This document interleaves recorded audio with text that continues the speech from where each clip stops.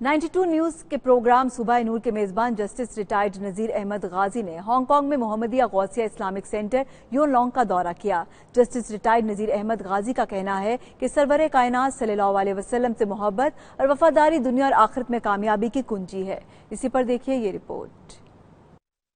92 news के programme सुबह नूर के मेजबान जस्टिस रिटायर्ड नजीर अहमद गाजी दौरा हांगकांग के दौरान Mohammadia Ghausia Islamic Centre Yuen Long पहुंचे, जहां उनका पुरतपाक इस्तकबाल किया गया। इस मौके पर मोहम्मदिया गौसिया एसोसिएशन की जानिब से गोशा दरूद शरीफ की महफिल सजाई गई, जिसकी निगरानी एसोसिएशन के सदर चौधरी मकसूद तारिक ने की। महफिल का आगाज कारी अदनान सियालवी ने तिलावत कलाम पाक से किया। मौलाना साबिर हुसैन साबरी ने सरवरे कोनैन हजरत मोहम्मद सल्लल्लाहु अलैहि वसल्लम की शान मुबारक में हदिया अकीदत पेश किया।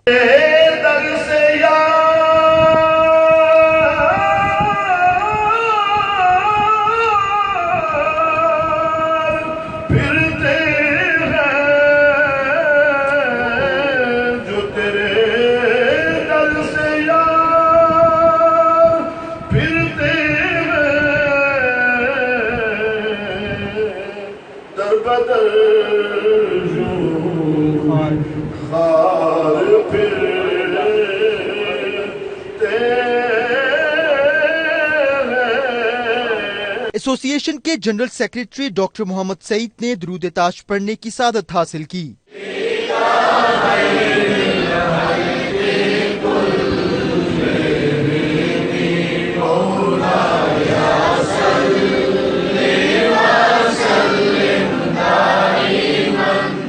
महफिल से खिताब में जस्टिस रिटायर्ड गाजी नजीर अहमद का कहना था कि जिसने भी सरवरे दो जहां हजरत मोहम्मद सल्लल्लाहु अलैहि वसल्लम से मोहब्बत और वफादारी कायम की, वो दुनिया और आखिरत में सुरखरू हुआ। अपने अमाल की बुनियाद नेक नियति पर रखें और दिलों को नफरतों, बुग्स और हस्त जैसी बीमारी से पाक रखें। उन्होंने कोयटा में होने वाली दहशतगर्दी की भी शदीद अल्फाज में मुजम्मत की। मोहतमिम Mohammadia Ghausia Islamic Centre Yuen Long Maulana Qari Sabir Hussain Sabri ने justice retired Nazir Ahmed Ghazi, Hong Kong में उनके मेजबान हाजी नवीद शहजाद चांद और दीगर शुरका का शुक्रिया अदा किया।